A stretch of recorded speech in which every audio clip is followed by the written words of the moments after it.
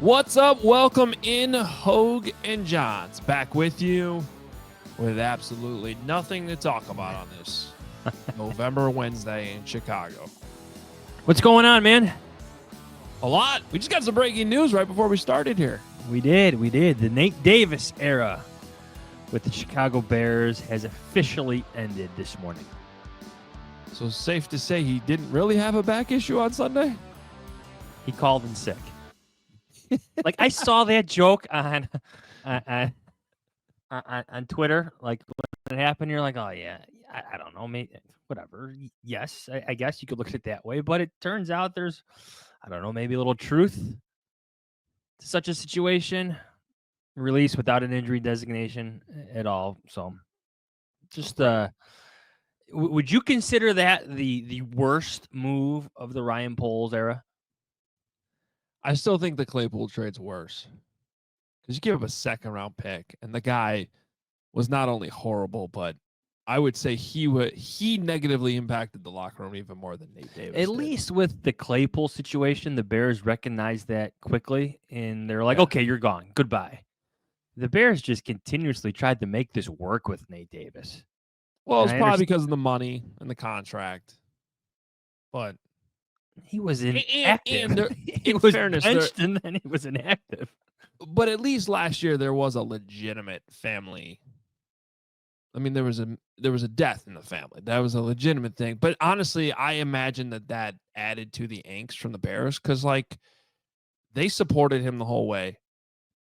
They never threw him under the bus or anything last year. And it wasn't really until this year when he still wasn't practicing that you finally got those messages in the media and Flus pretty blatantly calling him out in the press conferences. And he never responded. So what are you going to do, man? Goodbye. You know, I said this on Sunday. They tried to trade him.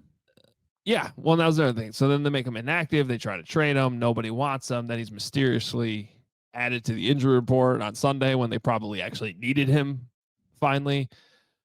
Dude, he could have literally had back surgery on Sunday morning and nobody would have believed it. And all due respect to him, that's on him, man. Like, you just eventually you withered away at the trust that the organization had in you, the fans had in you, and it's just too bad. And it's the timing of it, too, because the Bears' offensive line is beyond injured.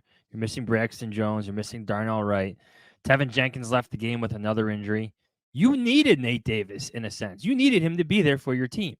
Right. So I'm sure there's some angst, some anger from the Bears side of things. Yeah. So, well, that's going to do it with that. That's the Nate Davis segment. That's pretty much all we need to talk about with Nate Davis for maybe the rest of time on this podcast. Bigger fish to fry at this point because the other firing that happened in the last 24 hours was the offensive coordinator, Shane Waldron, another move that needed to be made. And now later today, Thomas Brown will be introduced as the official new OC of the Chicago Bears and Caleb Williams.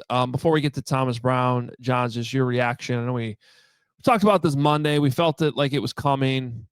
It took a little bit longer than I think we probably thought.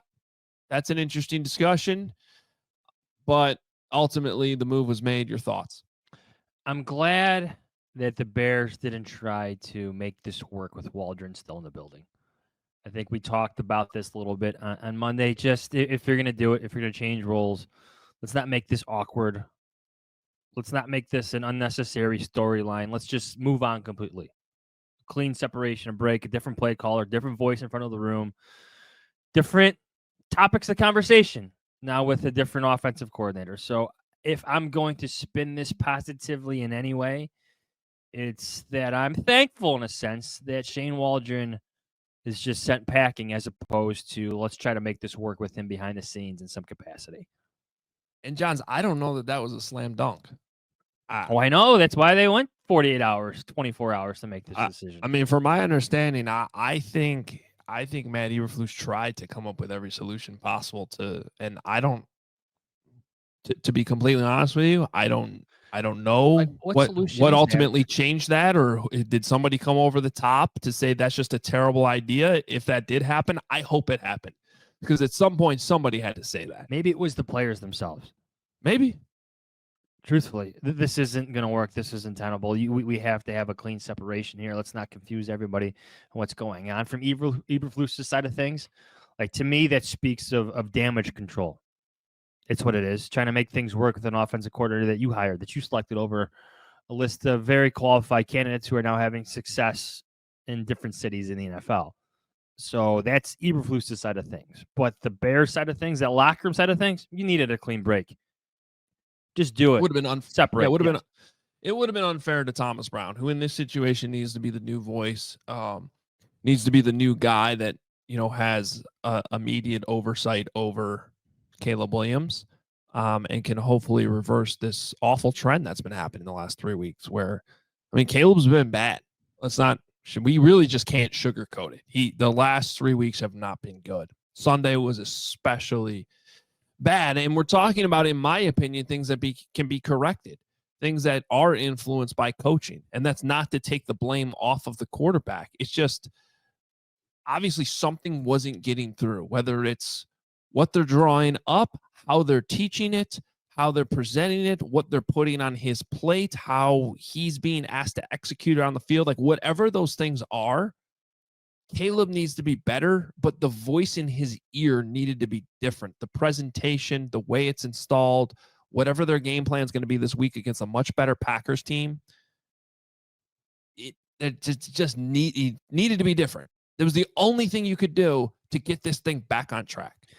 To me, when you keep hearing more about the corrections, that to me is a sign of regression. You're not building on things. You're spending so much time correcting things with Caleb Williams, and then you see these struggles continue to add up on the field. Something wasn't working at all with Shane Waldron, and a move had to be made. To me, I don't think this is an extremely difficult position for Thomas Brown. Like, I wouldn't be surprised if he had second thoughts about even accepting it, because he's been in this situation before. Mm-hmm.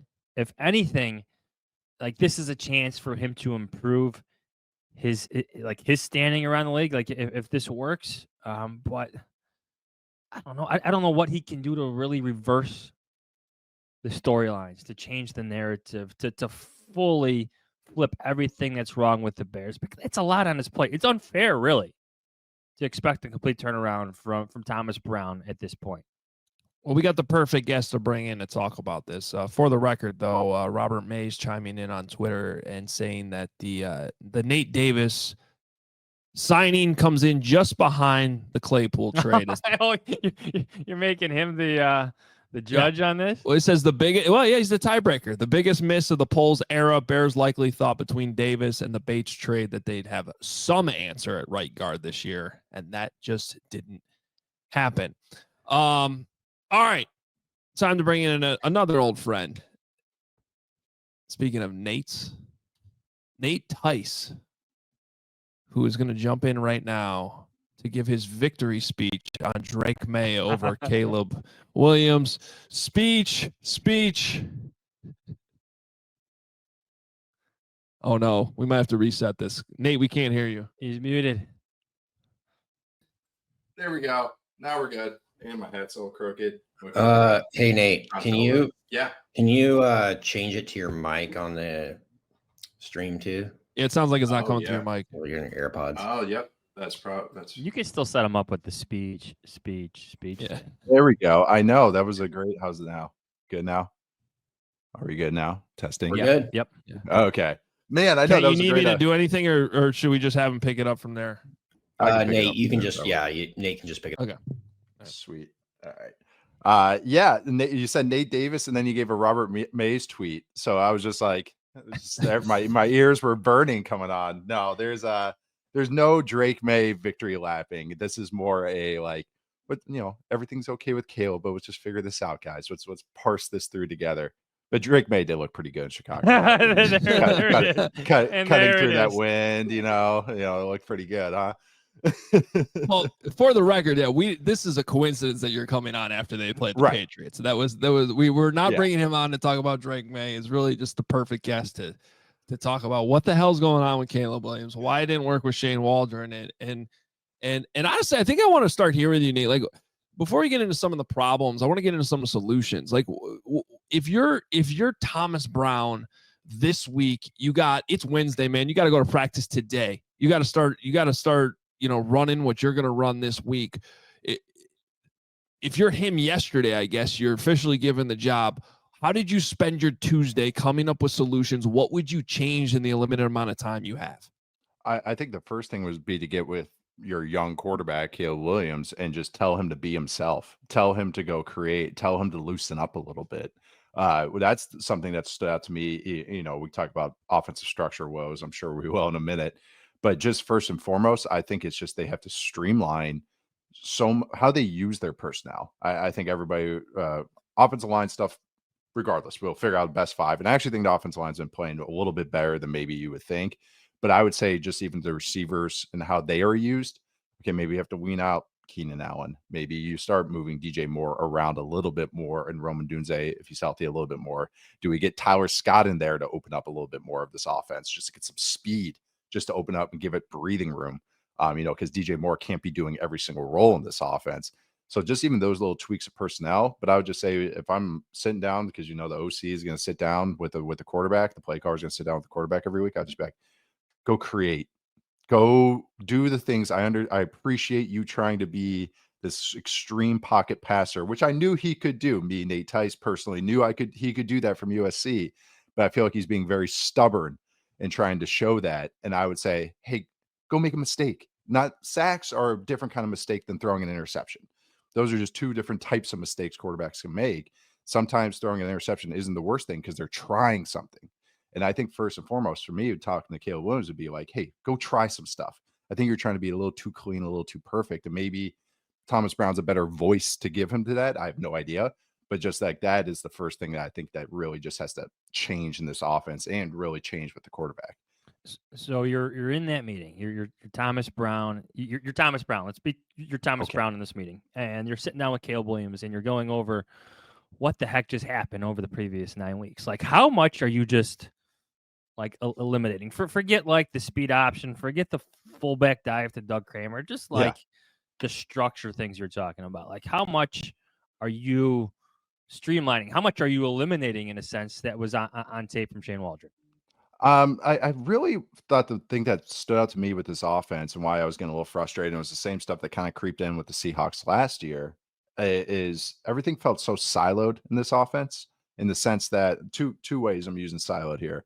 One, that was, okay, on first down, we are in this formation. If I'm a defense, I know you only run this play from there. Okay, now you're in this formation, you run this play from that formation. So it just felt, this is actually what the Bengals went through a few years ago, where it was like, if they were under center, you knew it was going to be a zone run, like 99% of the time. And they had no change ups or counters off of it. They've developed so many new layers in that offense. But now, like when I watch this Bears offense, shotgun, certain formations, a pass, drop back pass, not even a play action element with it or a movement element out of there. So I think some more cohesion with the offense, which is surprising to me, because also that siloed word I would use is that how spread out everything felt. Everybody felt like they were on a silo. Like everybody felt like they were just isolated, which again can work. I'll use the Bengals example again. They've made it work, but they also have T. Higgins and Jamar Chase and prime Joe Burrow, chucking it out to them. I would say this offense, a lot of the times, it just felt, especially on passing downs, third and fourth down, second and long, it just felt static and go win. Everybody has to go win their route. And at first I thought that might just be an eye test thing, and I actually have a stat for it. And this is, Thomas Brown and Shane Waldron both have a background with Sean McVay. And that was why it's surprising when I watched some of Waldron's offenses. It's like, this doesn't feel like McVay. Like, I recognize a couple concepts, but this doesn't feel like the whole, everything looks the same. Everything's condensed. Everything's moving off each other. So I looked up Next Gen Stats. They've given me some teeth this year, Next Gen Stats. So I've been really in the lab sometimes, but they have formation width you can look at, just how wide the formation is on a down-to-down basis. And I'm just looking at it, the Rams in this stat are 32nd, meaning they have the most condensed formations. Vikings, 31st, Kevin O'Connell, McVay guy. Falcons, Zach Robinson, McVay guy, 28th. Bucks, Liam Cohen, McVay guy, 27th. Bears, 8th. One of these things is not like the others. And that is where, and so there was an actual stat that I looked at. I was like, oh, this is perfectly kind of shows what's going on. Like, yes, there's minor things with this, but there's just no cohesion with the offense. Everything is just a good ball play that doesn't work off the other good ball plays. And some of that time, sometimes it works. You get to play the touchdown to DJ Moore against the Panthers after a couple of runs that looked nothing like it. There's nothing that set up that play, but the players executed and it worked out great. The backside one that he hit to him. Yeah. Like that, that's where I just think the issues with Waldren and what this offense was just nothing was working in unison with each other. They're also putting a ton on Caleb Williams' plate, which both sides of my mouth here, I'll talk out of both of them, is that's great long-term growth. That's going to be awesome long-term. Like the fact that Caleb can handle full protection stuff, full audible stuff is great. It absolutely is. I wrote about it a few weeks ago. But they're not making his life easy. Like they're putting a lot on a 22-year-old quarterback starting in his first year in the NFL, even though he has vets around him that should be easing the load off. I would be really going like, all right, let's even though he can do it, doesn't mean he should right now.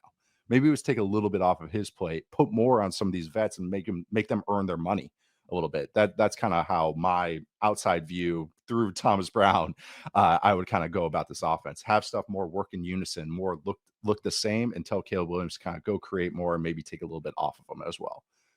That was fascinating though, what you just brought up with the width. I mean, because it makes sense. Like from what we've been watching all season, you got wide receivers way out wide. You got tight ends out in the slots a lot all the time. So I feel like we've been talking about these condensed formations that McVay likes to run for a while now, for years, but for maybe those that don't understand perhaps like the benefits of some of that, like, so all those teams you just listed off from McVay's system where they're using more condensed formations. What is the benefit of doing that? It dresses up staple concepts really well. I'll start with that. So if you just run the same play and draw the same lines, if you have a more condensed formation where guys can work off each other, bunches and bunches, 3 guys together, or stacks with 2 guys together, it just can give a twist and an invert roles that can make it a little harder on defenses. Oh, is this number 2? Is this number 3? Is he vertical? Is he not? Just kind of creates that little window dressing that if it's your base stuff, it becomes easier on the offense to do. I mean, just look at the Rams right now with Cooper Kupp still doing all that, these guys. But that it just kind of creates a little bit, not as much investment for the offense, but it makes it harder on the defense. So it's just kind of a natural thing to do that. And also they work, a lot of those formations will work off of each other. So, okay, we use this bunch formation. We use the jet motion. We run zone off of it. Okay, then we run the same formation, same motion. Then we hand the jet sweep.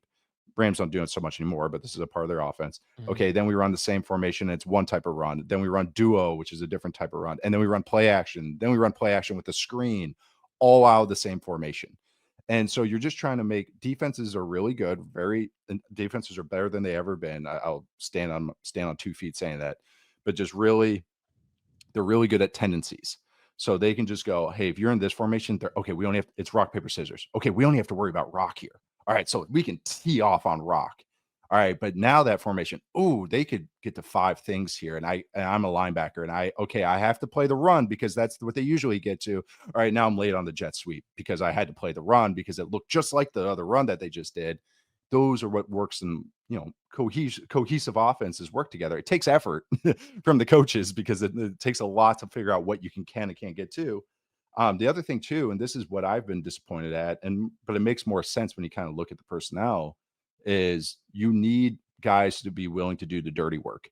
Drake London in Atlanta is blocking his tail off and then catching touchdowns and first downs. Cooper Kupp, that's what he's known for with the Rams. Puka Nacua, Robert Woods before that when he was in the Rams offense.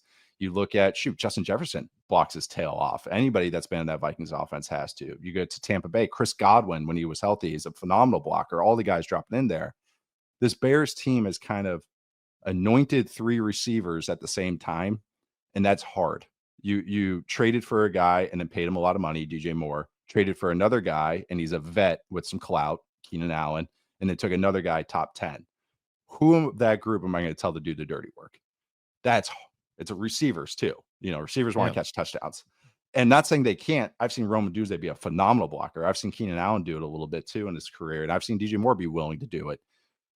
You just get to all right, we have too much of a good thing in one area, and now it doesn't shore up the other little things of that offense. And I'm just using one aspect of the offense, but that's what I mean. They get siloed. These guys, they're getting pigeonholed to do certain things as opposed to like, wow, we're making it hard on defenses too, because we might have to worry about 3 different things or 4 different things out of one look. So that's what I kind of mean when it really all kind of works in concert with one another, with just the formation stuff and also just what we kind of see day to day, or I should say week to week, kind of the Bears offense. Everything you just said there reminded me of the 3rd down play against the Patriots, where you have the slot to the right, you have Keenan Allen, and then you have, I think, Roma Dunze, you have DJ Moore coming in motion from left to the right. And I think the Patriots said later, like, there were so many tells on film from the Bears where they almost know what's going to happen in this, 3rd and short situation. This is going to be a screen to DJ Moore, to the right. But then you see Keenan Allen not block anybody. He's literally spinning. He's not blocking anybody. I guess that's an example of what you're talking about. But like when you say he's like stubborn in the pocket, completely flipping conversations. No, yeah, that's fine. Like how much is that? I know you tweeted this, like trying to prove that he could play within the pocket, but how much is that also maybe inexperience? Is he holding the ball too long? Because is he not getting to his check down quick enough? I guess where's the blend of that for you with Caleb Williams? I like there's a lot where I appreciate what he's trying to do, but the NFL is different than what you do on a chalkboard, which feels weird to be talking about Caleb Williams this way, but it's also like a thing that this is a part of him. He wants to throw from the pocket. Like that's why there's more Drew Brees to his game than Mahomes to me. And so when I watched him and watching him do it, I think what he has to learn is you're not going to get to 3. Like you have to pull the ripcord earlier. And like, I appreciate that you tried to get the 3 there, but not every situation is conducive to do that. Like, it's not like he goes 1, he goes 2, he goes 3. Sometimes the checkdowns aren't even open, but that's the thing I think he has to learn. Dig the throw. Don't take a 7-yard sack, because then the drive might be dead, but just throw the ball away, throw it at the running back's feet, just jump up and get rid of it. Like, you can have sexy 0-yard throws. Drake May had a couple where you're mitigating those sacks when you're not on a great offense. Like, losing 5-7 yards is devastating, because those are just so hard to overcome. Not everyone has freaking Josh Allen and Mahomes in their prime that can overcome those things. And those guys mitigate a lot of negative plays too. That's another thing, kind of misconception with all of them. They don't take a lot of sacks. I think with him is that he has to learn to kind of find the neutral plays. Not everything has to be like you have to get to the perfect throw, get to the perfect answer. Maybe make the best of a bad answer. Like, that's what a lot of quarterback play is in the NFL. It's throwing a guy open. It's, oh man, the read guy ran the wrong route. I have to ad lib now, which is, we know Caleb can create. That's why it's kind of I want to take the training wheels off and shove him off a cliff. Like, just go run and go do something, because I know he can do it. So I don't know what the teaching is.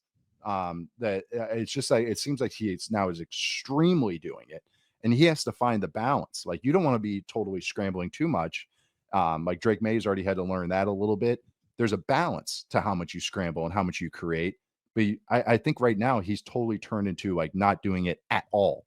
And so, yeah, I think it's just, you learn what the ripcord is. You learn what number 3 is for each play. 1 to 2 is fine. Like 1, 2. Okay, getting quickly to 1 to 2. Most of the times it's like after that, you're going to go into creation mode. We've talked about this. It's why even back in the day, I hate to bring the guy up again, but Justin Fields, why I was bullish on him for a little bit, kind of totally fell off, but it was because he can create, at least because he can go 1 there. His was figuring out what 2, 3, 4 was. Caleb can get 2, 3, 4. And now I'm trying to get him to like just nuke it and then run and go do that. So it's again, I'm talking on both sides of my mouth. These are good things, but they're also right now for what his development is. He's trying to get to step 5 when he should just be focusing on step 2. I think that may be my best way to put it. Yeah, it's super interesting that during the slump he's been in the last 3 weeks, he hasn't thrown an interception. And it's like, I never thought I'd be saying that that's actually a bad thing. I mean, it's not, but it does speak to both. Yeah, right. Yeah, it speaks to how like super careful he's been like coached up into being. And that's not to say he hasn't had any turnover worthy plays, but it does speak to the style that he's been playing with recently. And honestly, I think it also speaks to this amount of sacks he's taken, Nate, because some of these are just plays that maybe they would have turned into turnovers if he had forced something instead. And maybe that's worse, but it's just like, to your point, you can't coach all the great things out of Caleb just so he, you don't want to change who he is. It's a tricky situation. I'm not saying it's easy. It's really tricky. That's what it's so hard. Like, I wrote about him a few weeks ago on Yahoo, and I'll still stand by it. What he was doing on that little nice streak, about 4 or 5 week streak, it's what you want. It's franchise QB stuff, and I still stand on that, even going through this slump. It's the ball placement, the understanding of what he's doing, the difficulty as far as like the asks, like they put him in empty a ton. They make him run no huddle and call the entire play off of, basically off his chest. Like, just those advanced mental sides, handling protections, full on handling protections, not just repointing, like totally telling everyone where to go, which still was like, again, these are great things, but also it's like, why are you making the rookie quarterback do this? Like, that's like so extreme. Like, if this was year 2 and they're asking him to do this, totally makes more sense as far as timeline. And it's like, just because he can doesn't mean he should. So again, that's why, like you said, it's tricky, because I appreciate these things, and this is what you want your quarterbacks to get to as far as like this type of process. But the thing is too, like, when you're the guy and you're supposed to be a needle mover guy, you have to move the needle. You can't just go, oh, guys didn't get open, so that's why I don't want to say absolve Caleb of any, fault here, because I do think there are times, most of it is not his fault. I will say that, but there are times where it's like, you got to go do something. You got to go throw something. And has the offense always allowed them to do that? Not always, but there are times where there are availabilities just to try it. And so that lack of interceptions is part of it too. And even just looking at like May, and I know Bears fans are probably like, oh no, but it's like the first ball, the first throw he had, the corner route to Austin Hooper. That, to me, if I'm looking at it, like me, a mere mortal, I'm like, yeah, I'm not throwing that, but he's trying. He's trying. Like, you can't get an explosive play unless you try. Like, so that's kind of like, yeah, okay. Most of the time that would not have actually worked out, or batted away. It was against Kyler Gordon too. It's like not a matchup you're going to take. But you're in the NFL, you're not always going to get a perfect matchup, and you just got to give your guys chances to make plays, because then good things happen. So again, tricky, very tricky. But yeah, but long story short, I think for me is like, just go be creative, Caleb. Like, go do some of the things that I know you can do. And then made a Hooper throw. I thought the same thing, because Caleb last week had talked about giving his receivers chances, knowing he's got to give them opportunities when it looks tight, when it looks muddy. And that was an example there, because if that's an underthrown ball, that might be an interception by Kyler Gordon. I guess the question I have for you, and this is, I talked at length with Matt Bowen yesterday afternoon, and he brought up how like the way the Rams gain separation for like Puka Nacua or Cooper Kupp with the motions, and how they rarely ever have how the releases are usually clean off the line, where they're not impeded by the defensive structure or cornerback just in their face. Like, what have you seen from the receivers, just in terms of their ability to separate, and then just like beyond it? Like, I don't think the scheme helps them separate, much like Matt Bowen was saying about how the Rams do it with their receivers. Yeah, there's a Keenan Allen size problem, I think. And I don't want to just put it all on one guy, but he has a very featured role, and he is now in this stage of his career has to be used in a specific way, which is the slot. And he's not, and which is weird, because he did it a little bit with the Chargers, as far as he would do some dirty work stuff, a term I use, power slot, where you're basically doing some tight end role with your stuff. Cooper Kupp and Chris Godwin are the ideal versions of this. I thought Roman Dunze as a pro, my comparison for Roman Dunze was Chris Godwin. And that's where I thought he would be ideally used to start his career, was from the slot. But now you need Keenan Allen there, because he can't win from the outside, and he's not a vertical threat. So that already causes limitations in the offense. He's only can be used on short intermediate routes and primarily from the slot. Okay, and so if we get into 2 tight end looks, are we going to put him on the outside? Oh, well, he's the vet. So, yeah, we got to start him. So he is on the outside. Okay, well, again, he's limited in that role. So that's just one player. They got to switch that immediately, Nate. Like, I'm sorry. Like, I love Keenan Allen. I have all the respect in the world. Rome needs to be on the field more than Keenan. I've started calling him Sharif Abdul-Rahim because it was empty calorie stats last year with the Chargers. It's a mean, but I love Keenan Allen. One of my favorite receivers, all this stuff. But he's not that Keenan Allen. He is role player Keenan Allen now. Roman Dunze needs these reps. I know he's a rookie, all this stuff, but what do you guys expect? Like, that's why you draft a guy. Give him some rope to do these things, or some time to do these things. And especially, again, he is a dirty work guy. He will do that stuff and be more dynamic in the short and intermediate stuff. I'm a big fan of Roman Dunze. Like, I really am, still am. And that's where I think is one quick change that you can make just personnel wise. And another thing too is like even Matt Bones bringing up the motion and just using all these guys and getting them moving, like even how they use DJ Moore. Like DJ Moore at times has been compared to like he runs like a running back. It just feels like that kind of element's been dropped out of this offense where it's just like those little quick hitters to him, just those gimme throws to him and let him go to work, little underneath things. Instead, he kind of just feels isolated, not in a good way. Yeah. He should be a dynamic player on the move and moving around. He can play X, but almost like he should be moving around the formation more and just be the primary on basically everything. And then you just get into how the route usage is. I just feel, and I can't get a stat because it's hard because usually things only like targets are tracked. There's just so many outbreaking routes in this offense, stuff working towards the sideline, and guys are getting squeezed. And so there's no room to throw. And it leads like a lot of passing downs too, is you can tell they have the designer third down plays.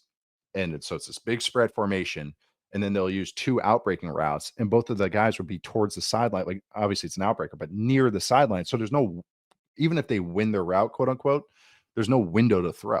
Like Caleb can't throw those guys open because it basically turns into a Chris Carter sideline route 30 yards down the field.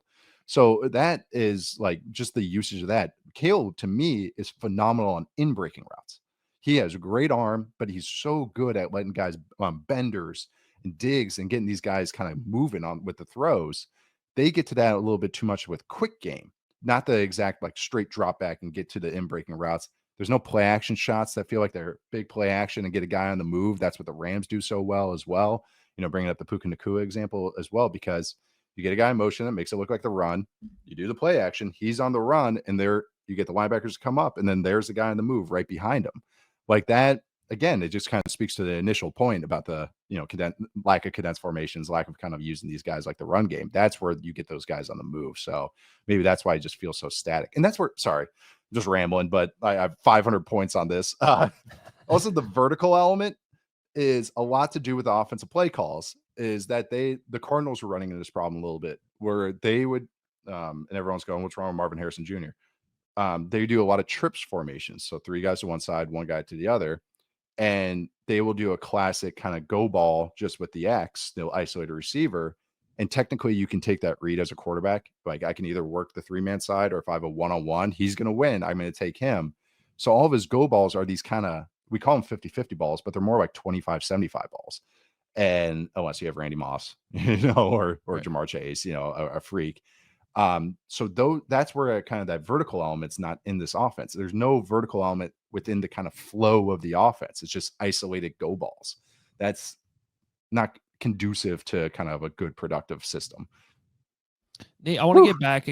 No, that was a lot. I love it. It was all good. It was all good though. Especially, you know, I want to get back to those sort of your personal opinions on what Thomas Brown could still fix. I mean, there's 8 games left in this season. Yeah. The way I keep trying to illustrate it for people is that's an 1/8 of Caleb Williams' rookie contract. So you've already kind of wasted an 1/8. Yeah. You have another 8 games to go here, and you can't waste them. So like I'm interjecting my own opinion here. Like I'll say this, before Thomas Brown went to Carolina, like I was really bullish on him as a future head coach. He was getting some looks. He even got an interview this year. He interviewed with the Titans even after what happened with Carolina. But when you really dive into what was going on last year, it's not like he was really calling the plays until, you know, things really went off the rails. what can he realistically do, fix, get back on track? Like, I guess what I'm asking is, what's the best case scenario with Thomas Brown in these last 8 games, knowing that the schedule's pretty damn hard? Packers game isn't like the Packers are average on defense, so there's some hope there. I'm just a little scared about the Brian Flores experience in a couple of weeks. Maybe play Tyson Bagent in that game. That's still that one's a little worrisome. I would say when again it was kind of going back to like what can the first fixes is just like I think more it's just the streamlining so much. Really, and it's hard for me with Thomas Brown because it's just like I don't know what his offensive system is, and it could because he's bounced around so much. So if I'm just going off the McVay stuff, that's where it kind of lead to kind of my earlier discussions, which is make it more under center. Which I don't know. Again, so Caleb can move, but he's not like a great QB read guy. Like that's not his game. And like so again, you can do more stuff from under center, which should tie more to the run game, which should tie more to the play action game. I think that's a quick move that they can do. Not saying go like the Lions are, under center 60% of the time, but I would say trickle that more in because that would just kind of lead to more, formation tunneling, like pitch tunneling, formation tunneling, make it all look the same. I think that's the first thing. So go back to your McVay roots, or if that is your roots, go back to that system because that's the kind of the main thing there. Again, I think it's just more of a mindset stuff. You gotta get you gotta get these vets to kind of buy in. I feel like a lot of the guys like the DeAndre Swifts and the Gerald Everetts of the world are kind of making mental errors, and that kind of leads to some iffiness too. So I would you gotta get the vets to buy in and say, hey, we gotta help out this quarterback. So really, I know I don't want to repeat too much what I said earlier, but it's a lot of that. It's a lot of just making this all look more cohesive, which I think really starts with formation condensing formations. And I know that's not a magic wand, but I think that's just one way to look at it as far as how to use these guys a little bit better and just tweaking the personnel, just getting the right guys out there. Is a more Roshan Johnson on passing downs. We'll see. Again, he has influence on the running back, so I don't know how he is with that. But just getting other guys reps that are going to maybe give you more of a bump in between the lines. For those who might be concerned that maybe Caleb Williams just may not be as good as Jaden Daniels or Drake May. If you've seen anything on film or I don't know, even just certain numbers that are alarm bells for you, or is it way too early for such things given what's happened with Shane Waldron? I would say it's too early, first off, and usually the things I look at is sack rate early on in their career. I always think that's kind of more an indicator of what they can and maybe should do in the pros or will do as a pro. And that's maybe my one alarm bell is that it's not him running for his life on every play. Is that he does have some clean pockets and sometimes he's just not using them. So that's the alarm bell. But again, I've seen him already in college and as a pro for a stretch for a month, like just look clean and none of that being an issue. He, like I said, again, talking about both sides of my mouth, he is doing the advanced things and that's so good. And he has arm talent and he has creation ability that we know that he has. Now it's just packaged it all together. I don't think confidence is really going to be a thing with Caleb Williams, but still, like, even if he doesn't show it, rebuilding the confidence that like, hey, you can do this, think quicker, do those things. But I would say that, especially how he looked in preseason, some of the things he was doing and just kind of what I felt about him, I thought that these issues wouldn't be as prominent. I thought that maybe some things would crop up, turn down a throw over the middle, which I thought he did a couple times in college, maybe take a sack or two when he is trying too much. This is a different symptom. This is a different, runny nose of this, of what the issue. So I'm not sure, is this just a blip or is this a real thing as him as a pro? But I will say I wrote about him a few weeks ago, watching him that month. I was like, this is the real deal. This is what the good ones do. So I still think he is a good one. I still, of course, was high on May. Still, I'm optimistic about him. Jane Daniels already looks like what I thought his ceiling would be. But still, even like, and not to just drag down Daniels and stuff, but even some of his stuff has been artificial so far too. Yeah. And just some of the, just a ton of quick game, ton of, he sprays throws too. And now he got beat up by the Steelers a little bit when they kind of really game planned for him. He's getting away with some kind of go balls, which again, talking about size of mouth. It's good that they're getting to those easy things. It's kind of funny. They're like total extremes of what they're going through right now. But it's good that he's getting to those things, but he's not doing a lot of the advanced stuff that kind of long term. I'm like, all right, I'm still waiting to see if he can do it. It's good that his baseline's a lot higher. It's pretty damn high.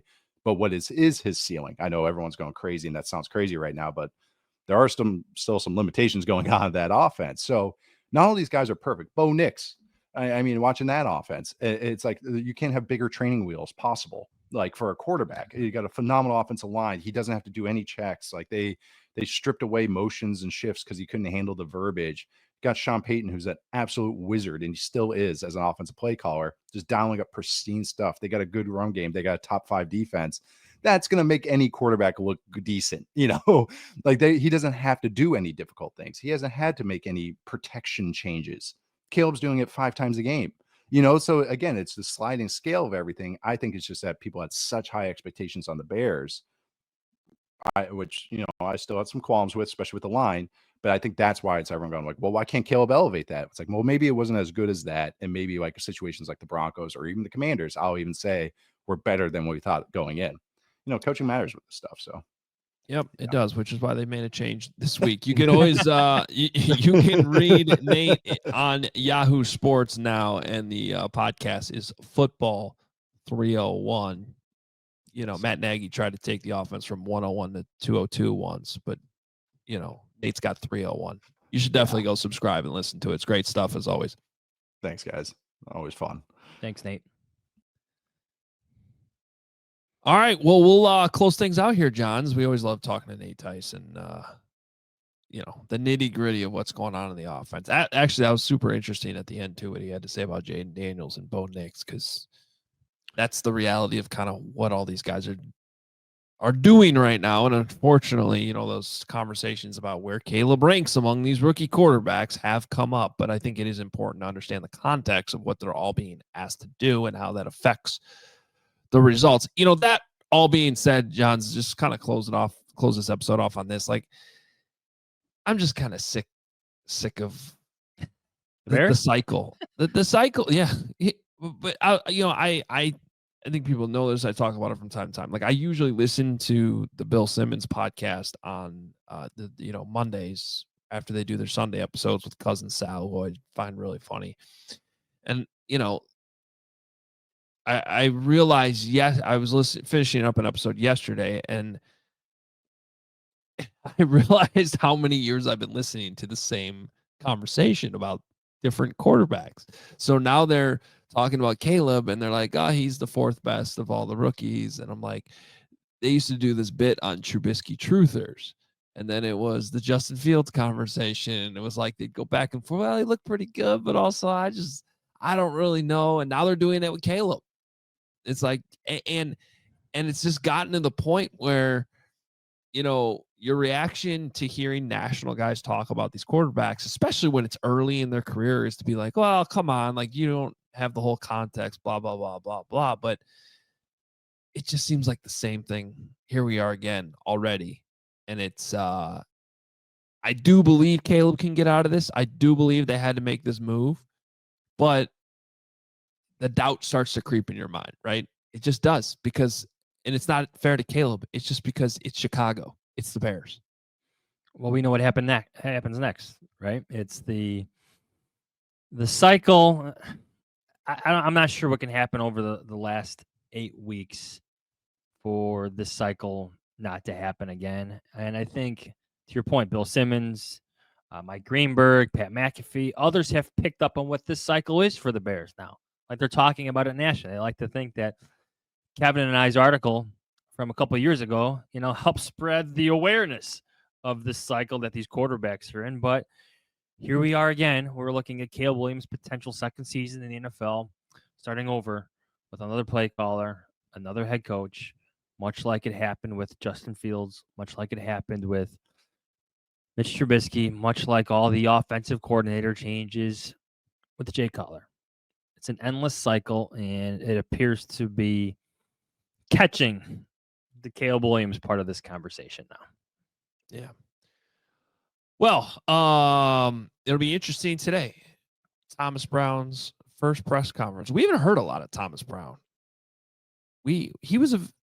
Correct me if I'm wrong. I'm not always there on Thursday. I try to be there on Thursday, but has he been available with all the assistants every week? Okay, somehow I missed that. Okay, good. I remember talking to him in the summer a couple of times, but maybe I just haven't been there on the right weeks. But this will be a press conference setting, and that'll be a little bit different. And this whole week's a bit different. I don't want to put all the stock into press conferences, but they do give you a glimpse of how these guys command a room.